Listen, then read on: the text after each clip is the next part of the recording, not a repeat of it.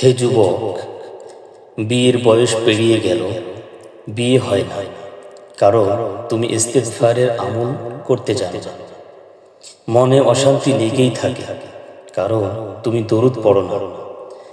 ব্যবসায় বরকত হয় না, কারণ তুমি সময় মতো নামাজ পড়ো না।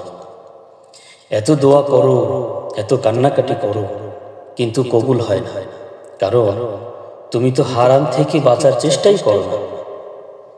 প্রিয় ভাই আমার, সময় ও স্রোত যেমন কারো জন্য অপেক্ষা করে না, ঠিক তেমনিভাবে তোমার জীবন থেকে চলে যাওয়া সময়গুলো আর কোনোদিন ফিরে আসবে না।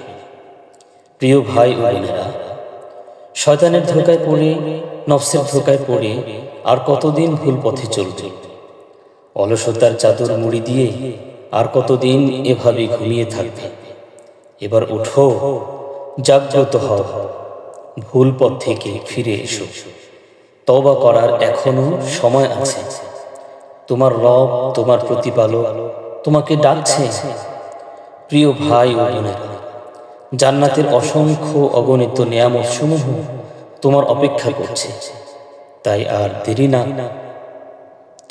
দেরি নয়, ফিরে এসো জান্নাতের পথে, ফিরে এসো হিদায়াতের পথে, ফিরে এসো কল্যাণের পথে। আল্লাহ রাব্বুল আলামিন আমাদের সবাইকে আল্লাহর সন্তুষ্টি অর্জন ও শিরক মুক্ত নেক আমল করার তৌফিক দান করুন। আমিন।